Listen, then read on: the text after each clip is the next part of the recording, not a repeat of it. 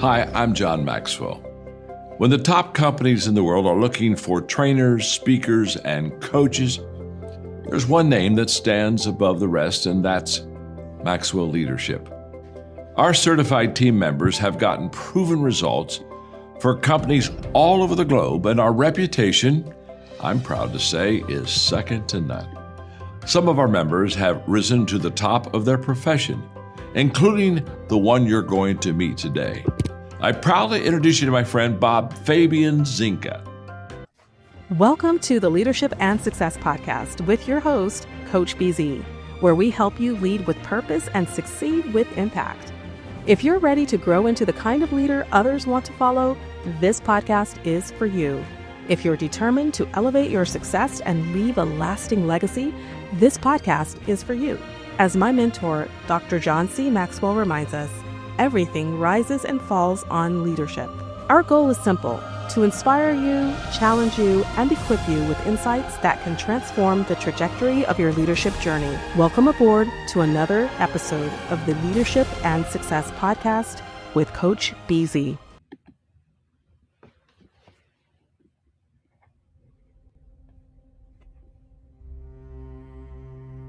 Let me share a little bit of my story, because that might give you an idea of who I am and why I do what I do.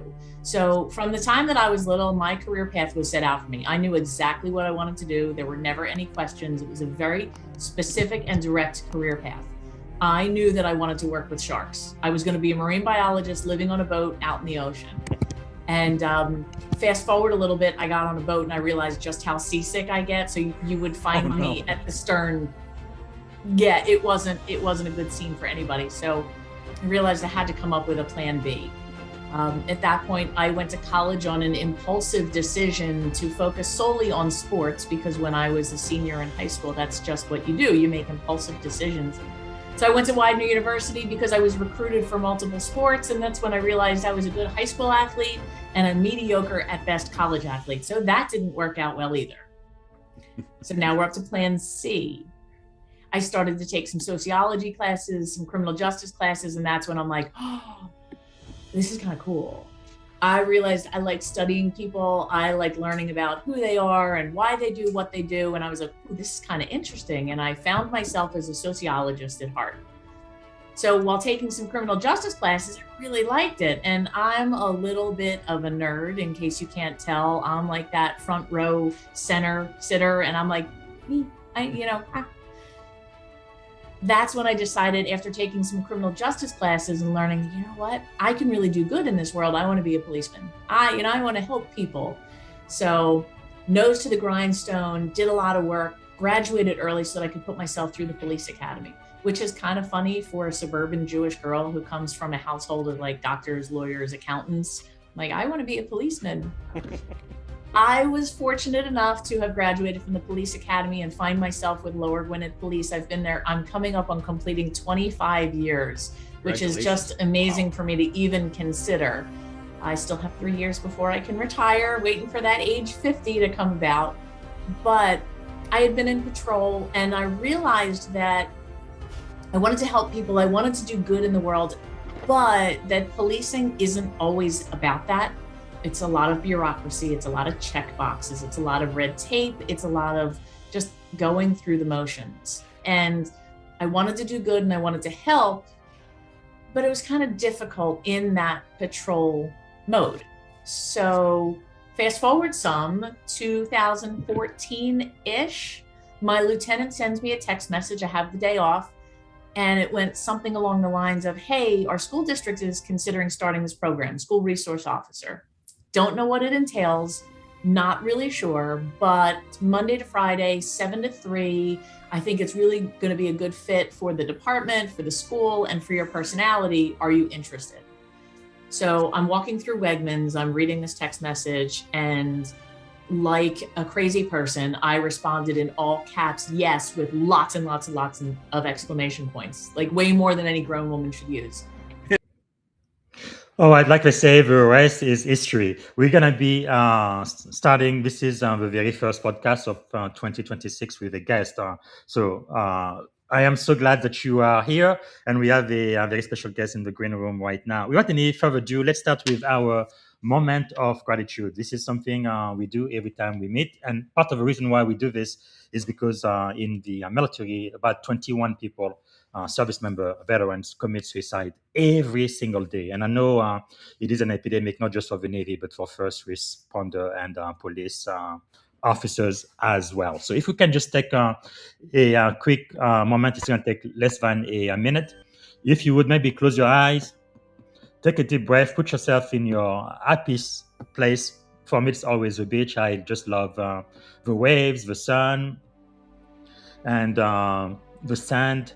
And I am just so happy to be there and so grateful at my core. And today I am really grateful for the brand new year. Today is January the 2nd, the day after the new year for 2026. I can't believe I am still alive. And I'm so grateful for all of the illustrious guests I had for season 4 and those who are going to be having a conversation with me for your benefit in 2026, starting with Dr.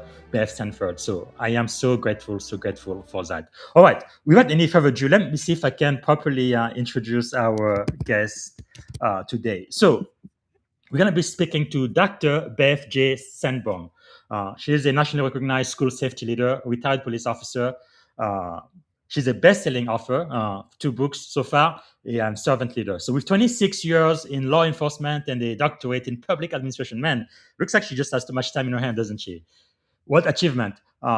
Dr. Sanborn now serves as the County School Safety Coordinator, President of the Pennsylvania Association of School Resources Officer, and a trusted voice helping community protect children through relationship, prevention, and trust, but not fear. I don't know if there is a job more important than that. So our message is very simple, powerful, and timely. School safety is about strengthening people, not hardening buildings. So, ladies and gentlemen, would you please help me welcome to the Leadership and Success Podcast, the one and only Dr. Beth Sanborn. Thank you so much, BZ. That was the best introduction I have ever seen. Well, thank you so much. I appreciate that. We are really excited to have you. I've been waiting for a while, but I guess just to get started and get things rolling, what is one thing you are grateful for today, Dr. Sanborn? Well, in your introduction, when you had these beautiful tropical suns and waves, I think what you're going to find is the more we talk, the more we have in common. And Wow. the beach and the water fills me with so much gratitude and peace and just a reset. So Yes. watching that introduction was a way to make me feel calm, connected, and really just at peace. And that Wow. makes me so much more grateful than the snowy, icy background that's behind me in Yes. Philadelphia, Pennsylvania, because it is just gray and icy outside. Wow. Thank you so much for sharing that. Really appreciate that. Is there maybe something about you that most people may not know? There is one thing that I do to take care of myself to really recharge my batteries, because when you dedicate your life to helping others and your cup constantly fills up with others' trauma and other weights, it's important to release that every so often. What you may not know about me is that regardless of the time of year, on my downtime, most weekends, you will find me along a waterway, whether it's a river, an ocean, a stream, or a creek. And I like to go mudlarking or sea glassing, which means Wow. I look for tidal waterways where old trash may have collected, and I'm looking for little treasures. That is quite amazing. I did play a clip of you for the intro, but can you take us back briefly to the beginning? What originally called you to public service and law enforcement? You know, it was a class when I was in my undergraduate studies at Widener University, and I'll never forget the instructor, Dr. Michael Markowitz. We have a relationship still to this day, and I remember sitting in class and learning about sociology and different theories and why people do what they do, and it sparked an interest in me that I had never been aware of. And I realized figuring out why people do what they do and how they think and how they act and how they react was fascinating. And I loved studying people and hearing people's stories.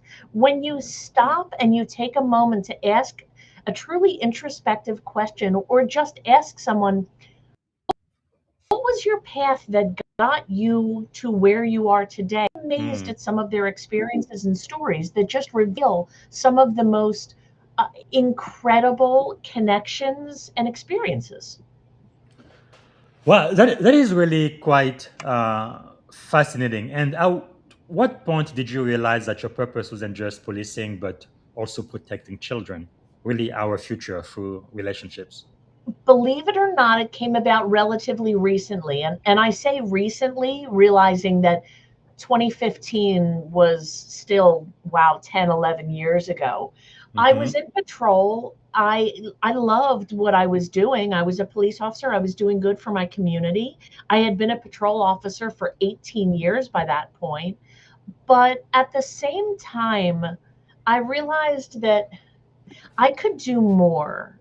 And I had gone back to school and I earned my master's degree.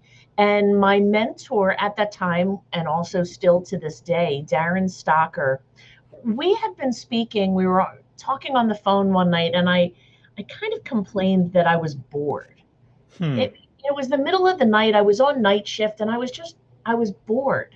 And he said a few words that changed the direction of my life. He said, "Why don't you write an article?" I said, "What does that mean?" He says, "You're a career police officer. You're married to a police officer. Why don't you write about something that you know and get it published?" Lo and behold, my first publication was about surviving police marriage. My husband and I have been married for over 26 years now. Wow. And it changed the trajectory of what I wanted to do. So I took that step of publishing, of writing, of getting into the academic world. And then when I transitioned into becoming a school resource officer, my position within the K-12 school district, it was as if my career were reinvigorated, were reignited. The passion that came about was unlike anything I had experienced before. And I realized this working with kids was where I could make the most poignant difference in both students' lives, in my life, in my community. This is where I could do the most good for my community. Well, that is really amazing. And for the people who are watching us live on LinkedIn and YouTube, please let us know where you are joining us from, what city, what state, and if outside of the US, which country, and also what are you grateful for today. And if you have a question for my guest, for Dr. Sanborn, please type it in the comment as well. We will answer live. Man, it's really amazing how life just works out sometimes. So you've spent 26 years or more in uniform. So, what moment most fundamentally changed how you viewed leadership, you think? When I started in policing, I'm going to make myself a little vulnerable here. I was 21 years old. I didn't have a tremendous amount of life experience. And I was a female going into a relatively male dominated industry. I came from a sheltered middle class environment, and I realized I have a lot to learn. And as I started to observe people, remember I told you I was a sociologist at heart. So I had good supervisors, I had bad supervisors, I had those who exhibited traits that I would love to emulate, and others who I said, you will never find me doing that. And what I realized was that the supervisors that I most resonated with and who helped guide my leadership abilities didn't necessarily have that formal rank. They may have been the informal leaders who, number one, were willing to help others succeed, and who were willing to do anything that they had asked me to do. They weren't standing along the sidelines with their arms folded and closed body language saying, you go do this because I told you to do it. The leaders that I resonated with and who I have chosen to emulate are those who are willing to do anything that they would ask someone else to do. Wow, I don't know there's a better definition for servant leadership. It's really amazing how in life you could impact the life of others, not just for being in their presence, right? Good or bad. It looks like we have our very first chat from the audience. That's Terence Sadler. I know him. He's going to be on the show soon. He says that's awesome. And he also says he's coming from Alexandria, Louisiana. Grateful for another day sharing and being part of this crazy adventure we call life. Thank you so much for sharing, Terence. And I think I am almost addicted to the interaction from the audience. Because when I started this show, 5 years ago now, it was the audience of one, right? Me, myself, and I. And now I am speaking to potentially thousands of people, and I like to hear back from them. So, Terence, again, if you have a question for Dr. Sanborn, please let us know. Thank you so much for being part of our community today. So let me ask you this then. You often say, and I think I mentioned that in the intro, school safety is about strengthening people, not hardening building. I think parents will definitely relate with that. What does that look like in practice for leaders? When I was in uniform, and let me back up for just a moment, because I want to make sure that folks understand who school resource officers are and Yes. what their role is. So there is a definition of the school resource officer, and that's a sworn law enforcement officer who's trained in community policing directives and who is assigned to work in conjunction with a school department. Mhm. So when I was with my school district, I was still a uniformed police officer. I wore the formal traditional police uniform with my vest and my duty belt. And that's how my students saw me, from kindergarten to the superintendent, to parents, to school staff.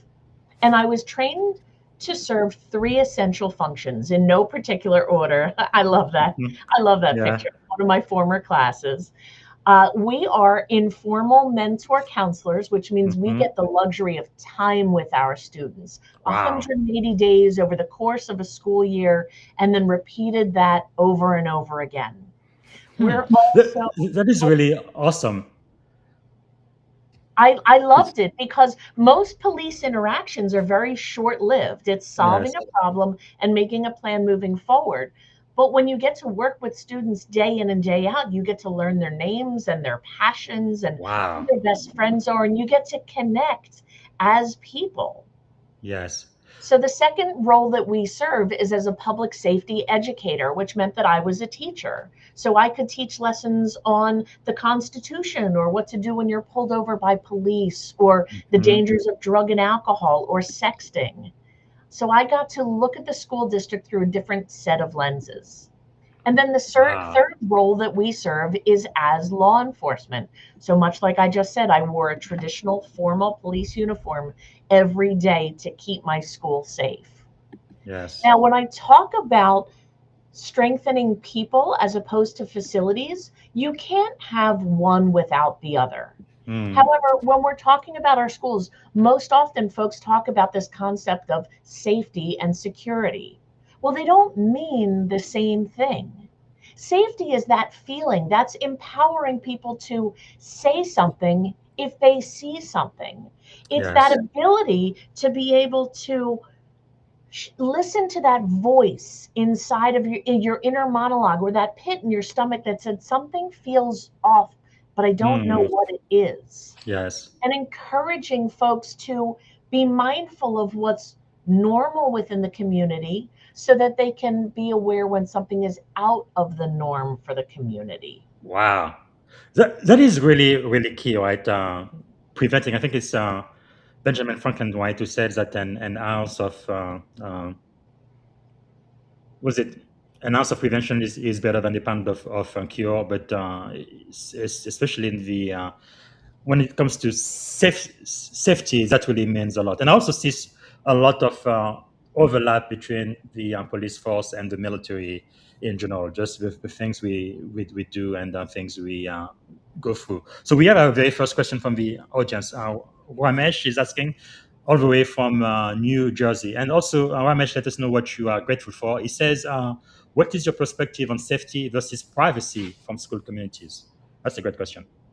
That is a fantastic question. Thank you for bringing that up. There's a couple different aspects to look at here. Number one, I think it's safe to say that we all recognize that schools have an obligation to create a safe learning environment and a safe environment for our students to thrive and to really become the people that they are meant to be.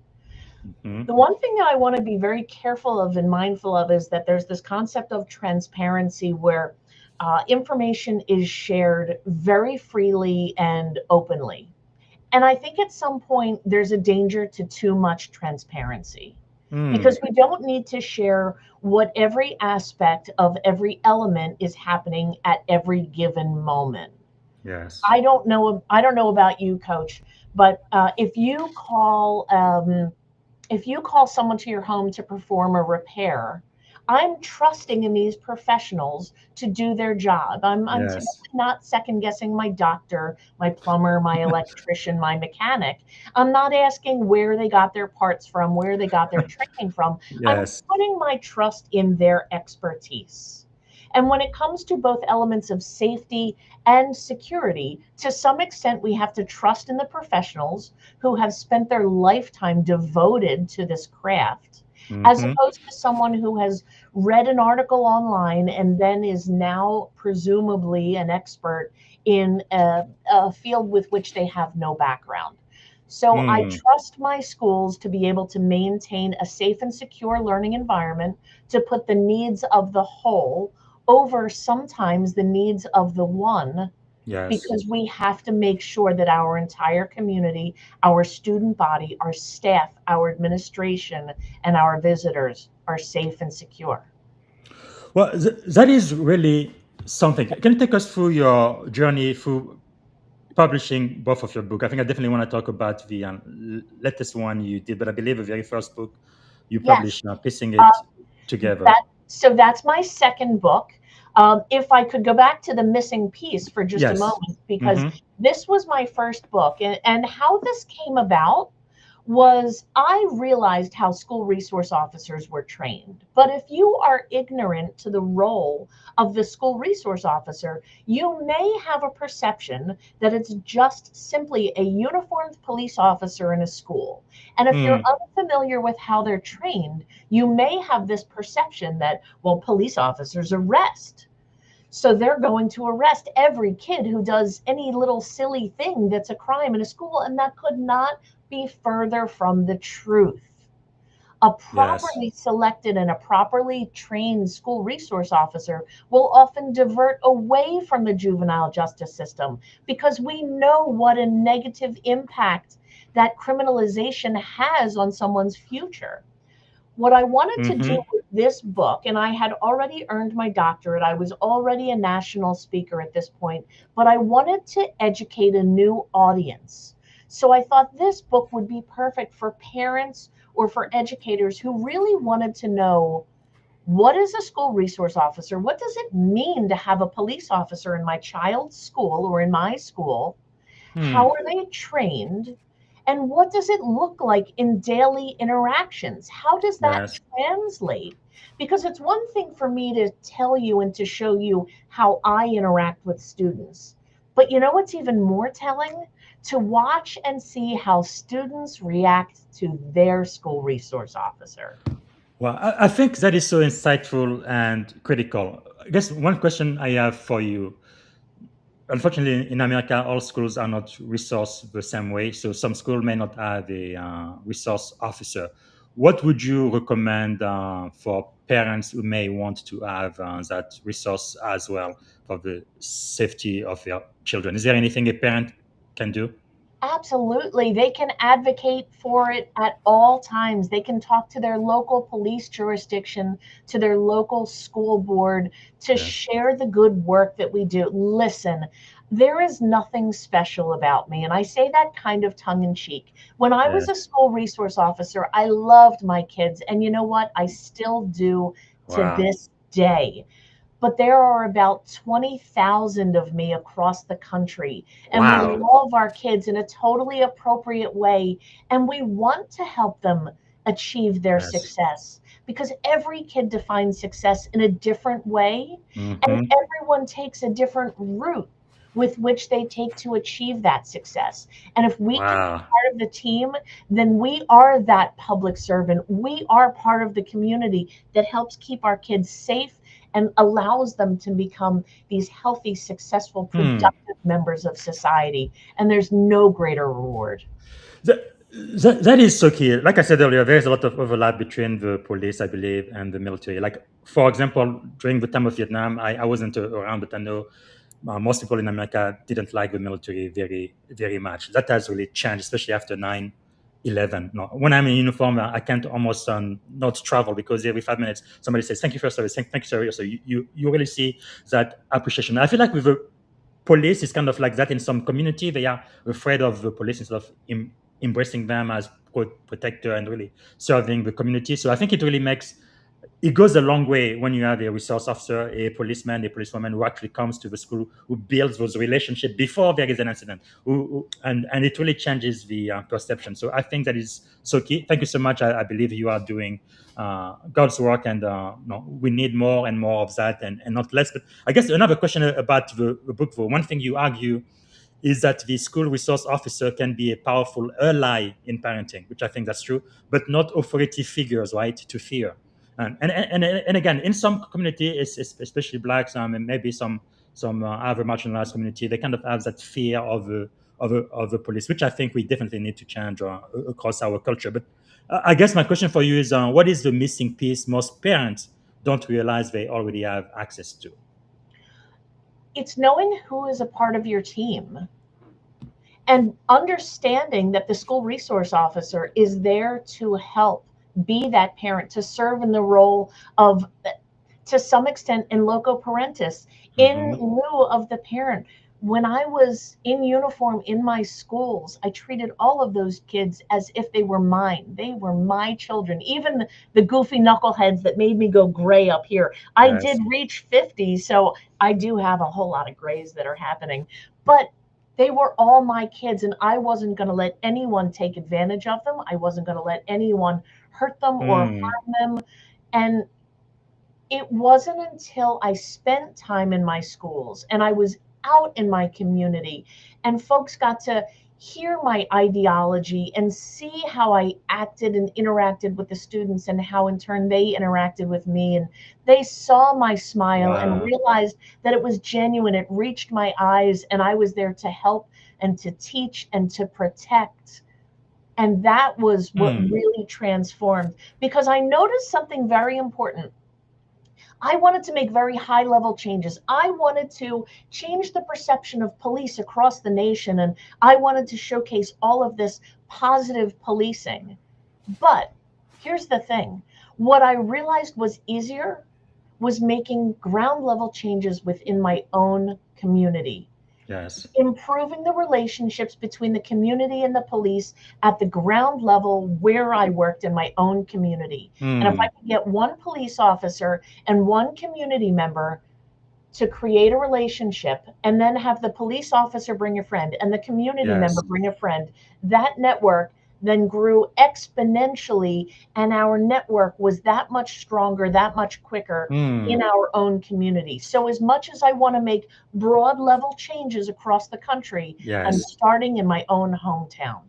That is so powerful. So one more question about the book, because your career is very interesting, to say the least. Not only are you a police officer, you happen to be a woman. We don't see too many women in this, just like in the military. But then you are also earn a doctorate, so you are an academic, and then on top of that, you are a best-selling author, not just one but two books. So this being the first book, your school resource officer as an ally in parenting.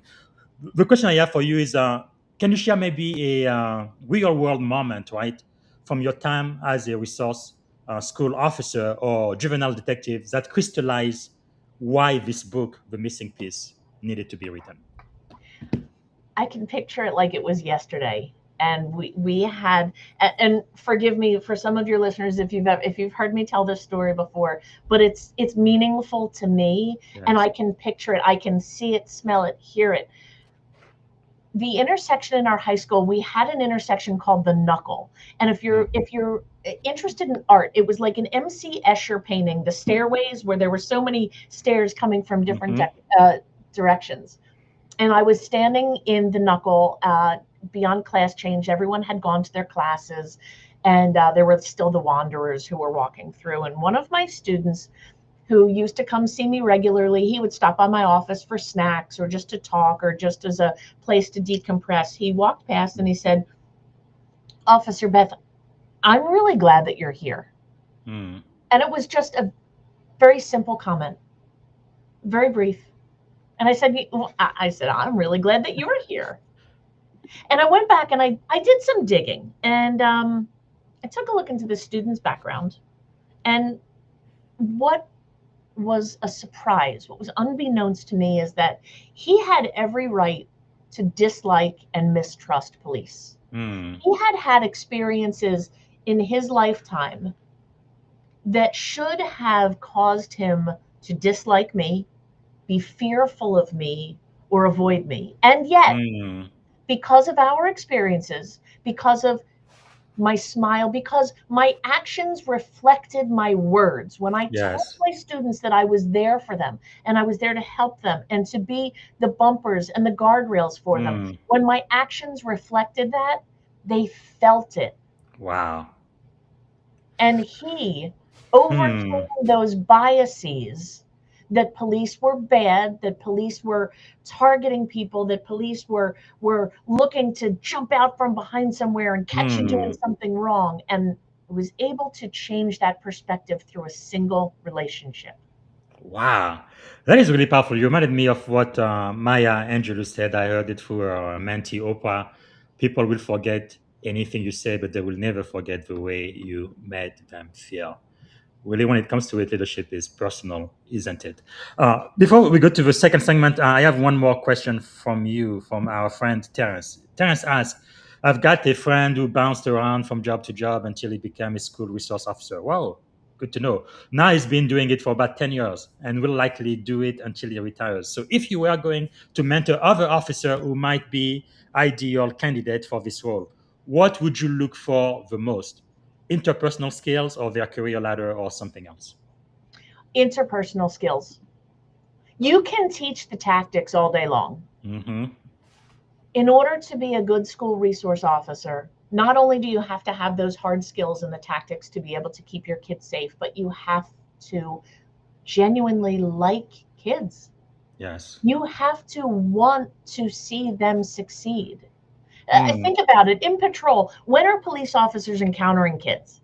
Yeah, on a Friday almost or never. Saturday night at an underage drinking party, and Yes. we have these. We call them curbside lawyers. I know my rights, and you can't talk to me. And do you know who my father is? So typically, you'll find kids don't like cops, and cops don't like kids. But here's Yeah. the thing. Oh, love that picture. Here's the thing. When you get to work with students in school, and it's at a time period where I tend to call it emotional neutrality. Let me Mm-hmm. explain for just a moment. When we're all there and we're sharing that same home turf, and there's no real crisis going on other than the fact that it's 7 o'clock in the morning. Yes. Nobody really wants to be there. Everybody's tired. It's still dark out and it's cold, but we can share that experience together. It's Mm, emotional neutrality. That's when we can really and truly engage with each other. yes. So we can ask questions about a shirt that a student walks in on, and we can have a conversation about their favorite restaurant, or did you see the game last night, or BZ, I see you have Michelle Obama's book behind you. What did you Yeah. think of it? We can have that conversation and engage. Mm-hmm. Maybe you see the Philadelphia Love statue behind me and Yeah. realize that I'm from Philadelphia. When we can have these conversations Hmm. during a time period where no one is in crisis, Yes. that's when we can build the relationship, so that when a crisis does ensue, or when there's a deviation from the norm, or when someone says or does something, that SRO is primed to have that information because the relationship Yes. is already built. And Wow. that's what makes a good candidate. Someone who's older, who's mature, perhaps a parent or a coach, Mm-hmm. who genuinely wants to see their community flourish. That is really, really fantastic. I think if people don't get anything else out of this podcast today, it's really how important it is to have those school resource officers around kids, because you can really prevent a lot of damage, especially now that almost every other day somewhere in America there is a school shooting or something. I mean, if we say that our kids are our future and we really prioritize them, I mean, we have to show it. So again, thanks so much for the work you do. I believe it is God's work. So we're running out of time, so let me get over to the second part where I really focus on leadership lessons that you've learned so far. Maybe the first question I would ask: what do you think is the greatest lesson, leadership or not, in life in general, that you have learned so far? To share a smile. Hmm. That's typically what I lead with. My leadership style is trust. Yes. I have very high expectations. However, it's based more on a strong moral compass. Listen, things happen. Your kid is going to get sick and you're going to need to take a day off from work. You're going to have to go to a doctor's appointment. The dog needs to go to the vet. Your car breaks down. I expect that obligations be met, timelines be met. Yes. However, if it has to happen during non-traditional times, that's okay. I have very high expectations for those who I work with. However, as long as it gets done, as long as you have a good, strong moral compass, Yes. I'm okay with how and when it gets done. Again, I'm never going to ask anyone to do anything that I wouldn't do. And as far as I'm concerned, we're in this together. We will go across the finish line together. We will succeed together. And I surround myself with loyal, like-minded people who are interested in succeeding as a team. Wow, that is really powerful. And in the green room, we were talking, and you gave me an example of one of the leaders who really impacted you positively. From what you said, you will never ask someone to do something that you yourself wouldn't do. Where did you learn that? What characteristic do you think best leader should possess in order to be impactful? I learned that from my favorite sergeant in the police department. And when you've worked there for 26 years, again, you see good leaders and bad leaders. And my favorite leader was the one who stood beside me at all times. And by the way, wasn't afraid to say, I don't know. What do you think? Yes. And he treated me like a peer, like an equal. He was the sergeant. I was a patrol officer. He outranked me. He was my supervisor. There was no question about it. But he didn't have to assert his dominance to share his leadership. And I was willing to do anything for him that he would have asked. Wow, that is really powerful. Again, another thing I believe that's very similar between the police force and the military. We have this chain of command, and it's very rigorous, hierarchical, and all of that. But one thing General Milford shared with us last year, I will always remember. He says, "Rank is rented," and that is so true. Right? Today, I am a commander underneath, but I won't be a commander forever. At one point, I'm going to say, "Okay, it's time for me to retire," or Vinny is going to say, "Commander Zinga, we don't need you anymore. Get out of here," which is perfectly fine. So you only do that for a season, right? But really, the impact you built, your legacy, really is forever. The way you treat people, isn't it? Wow. That is powerful. Let me ask you this too. What do you think is the secret of your success? You've been successful in academia with your PhD in the police force, but also in publishing as a best-selling author. What do you think makes Dr. Beth J. Sanborn successful over and over again? Mental health and mental illness doesn't have to be a bad thing. And having a touch of obsessive compulsive disorder and having a touch of a perfection complex doesn't have to be a terrible thing. Yes. I set my mind to a goal, and I have yet to fail to reach those goals. Wow.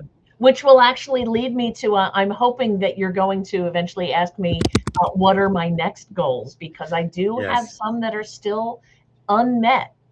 But when I decide that I'm going to do something, if it's going for my doctorate, if it's writing a book or turning it into a bestseller, or retiring and taking on a new career and a new challenge, or leading a nonprofit organization, I just decide, or giving a TEDx talk. Yes. It's just I set my mind to it and I will achieve it. Wow. It's just incredible. You are so inspirational. I am a father, 2 daughters, so my wife, my two kids, I always joke, no, if it wasn't for a little dog, right, I would be the only male in my own family. But it's really wonderful to see a role model like that. So really, the next question I was going to say is, what are you learning now? No, it's New Year. Most people have goals for the New Year. It's the season for it. So what are you learning? I'm learning more about, I want to hone my skills on behavioral threat assessment and management because we focus so much on the behaviors and on leakage and this pathway to violence. I want to make sure that if I'm entrusted with helping schools maintain both their safety and their security, Yes. that I am operating at the highest level that I can so that I can help bring them up to that speed as well. Because you Wow. can have a secure school, but not feel safe. And you can have a safe feeling school that is not secure in the least. So you Yes. need to have both. You need to have empowered people and a strengthened environment.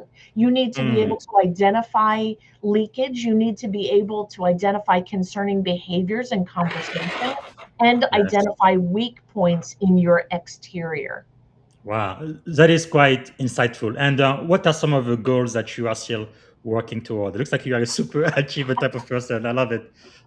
I have two goals, and if any of your listening audience is able to help me achieve these, I am not above asking for help. But my one goal is to eventually reach the White House. One time, I would love to be invited to the White House to advocate for the role of school resource officers Yes. across the country. The great work that we do when you have someone who's carefully selected, specifically trained, and properly equipped to police in the proper manner. That's the first goal Yes. that I have. Well, you're gonna be glad to know a lot of people in my audience are in the military, all branches, and we do deal a lot with the DoD and the White House. So maybe somebody in my extended network can help you make that happen. What is your Call me. second goal?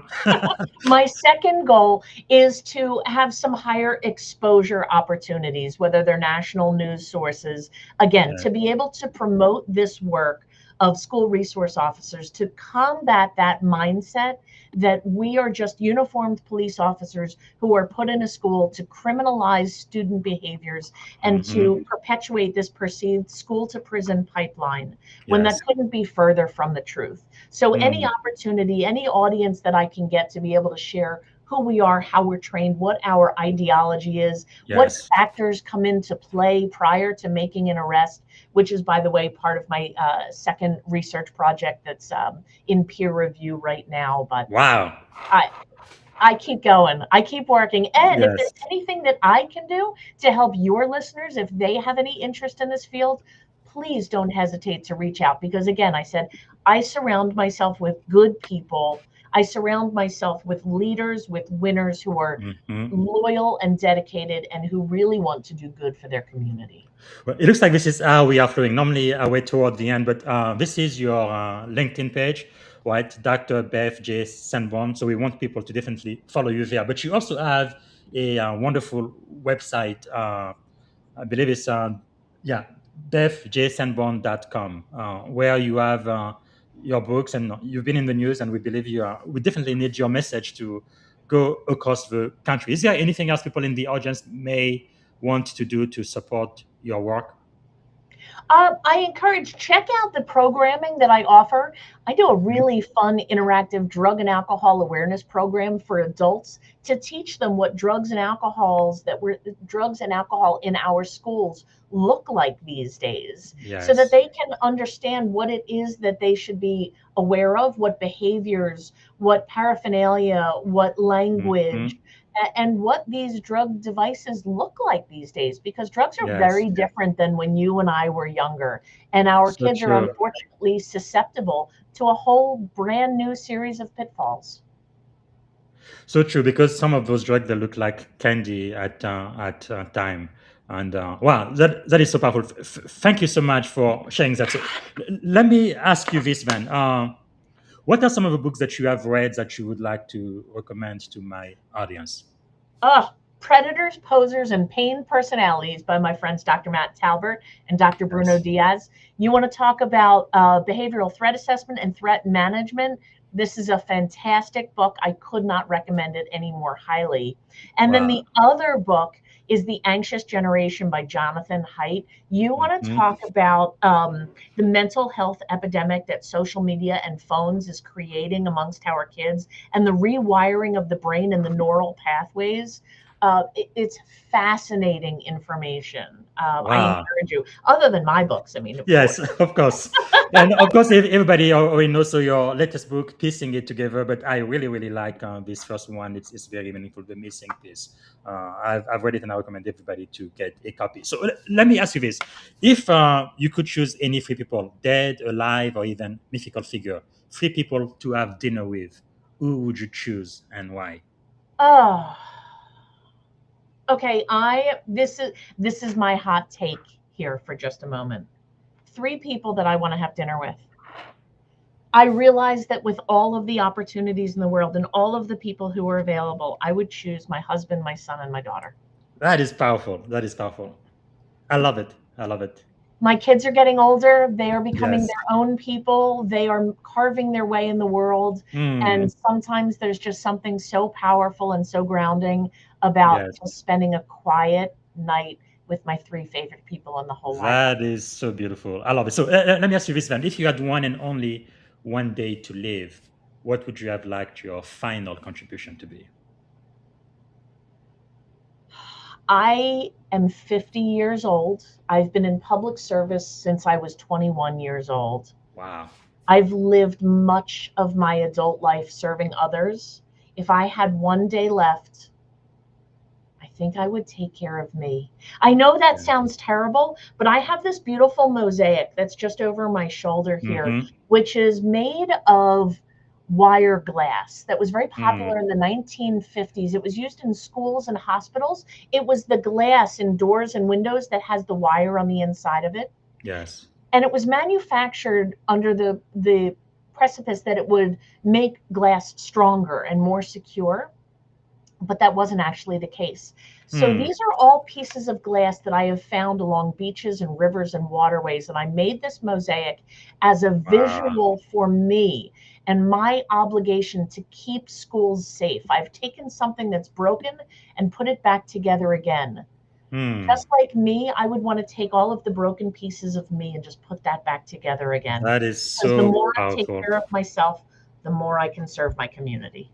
Well, thank you. Thank you so much for sharing that. In my own experience, I've seen especially women, they tend to take care of everybody but themselves. And you do need to take care of you so you can take care of others. Thank you. Thank you. So we are quickly running out of time. Before I ask you this last question, is there a question I should have asked you that I didn't get a chance to ask? Oh, I think we covered it. I loved everything we got to talk about and seeing some of those Fantastic. clips from when I was so much younger and skinnier. Was so fun. Thank you so much for this magnificent opportunity. Yeah.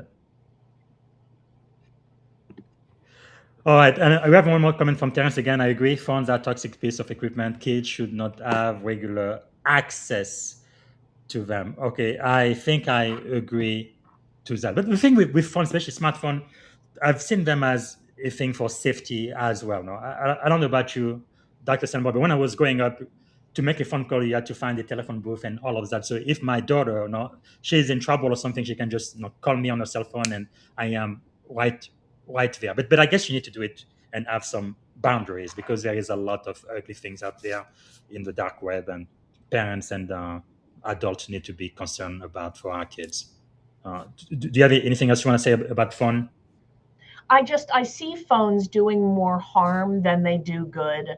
I Yes. most recently got the opportunity to testify in front of the Pennsylvania House promoting a bell to bell cell phone ban.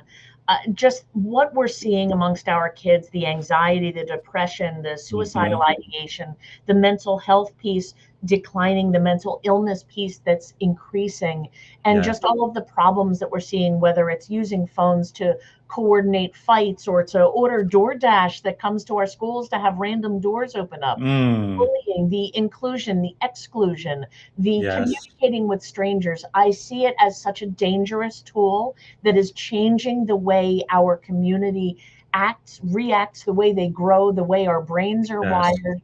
the need for constant attention and dopamine, and it's doing so much more harm than good. And it pains me for our kids in that they're Yes. not getting the opportunity to experience some foundational life lessons. Thank you so much for sharing that. I know in my own kids' school, today it's pretty incredible. During lunchtime, they are offer us to call DoorDash if they don't like the food in the cafeteria, which is pretty amazing and crazy to me. But at least at my school, they have what they call phone hotels. I'm like, what is a phone hotel? But that's where their phone goes to sleep every time they have class. But no, after class time, yeah, they are allowed to use their phone. Okay, so let me ask you this, and this is going to be the final question, maybe one of the most important questions I think on the show. If you could go back and give a piece of advice to your 17-year-old self, standing at the edge of this incredible career you've had as an author, as a police person, and as a doctorate candidate, and having earned that, what would you say to 17-year-old Beth? Ooh, try it. I would say try it. I knew what I was going to do from the time I was a very little kid. And I knew that I was going to work with sharks and be a marine biologist, but that didn't work for me. So instead, I had to try something new. Don't get stuck into this rut that this is the only thing that could be of interest to me, and this is what I'm going to excel in. Just explore, experience, be receptive. Make sure you have boundaries and you do things safely, but it's okay to try something, an activity, an experience, learning something new, because you may just find your brand new passion. Wow, that is really, really awesome. Thank you so much, Dr. Sanborn. We need to have you back on the show. I really appreciate everything you do as a resource officer, keeping our kids safe, because they truly are our future. Thank you, thank you, thank you. And I guess the very last question I'm going to ask you is, what is one word that represents our shared time together on this podcast today to end the show? Grateful. Yes, I am almost always grateful. Thanks again for your time and for being here with us. So this show is going to replay on LinkedIn and YouTube, and in about a couple of hours, or maybe by the end of the day, it should be available everywhere people find their podcast. So thank you again. Really appreciate that. Thank you so much, BC. Wow, this is awesome. All right, everybody, this was Dr. Sanborn, and I am really glad we had a chance to speak with her. But now I need to shut down the show really quick because I have another guest that's waiting in the green room. In about 7 minutes, we're going to be talking to the one and only General Gary M. Brito, U.S. Army retired. He is the people's general. And we're going to be talking about leading the Army of tomorrow. So see you in about 10 minutes. Bye for now.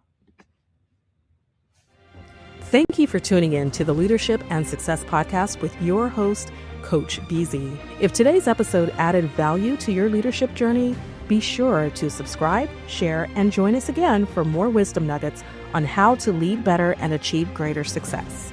Remember, leadership is the most critical skill of our time. The world will always need leaders to inspire others, drive innovation, and execute meaningful strategy. So why not count yourself among the bold leaders shaping the 21st century? Until next time, stay inspired, stay committed, and keep leading with excellence.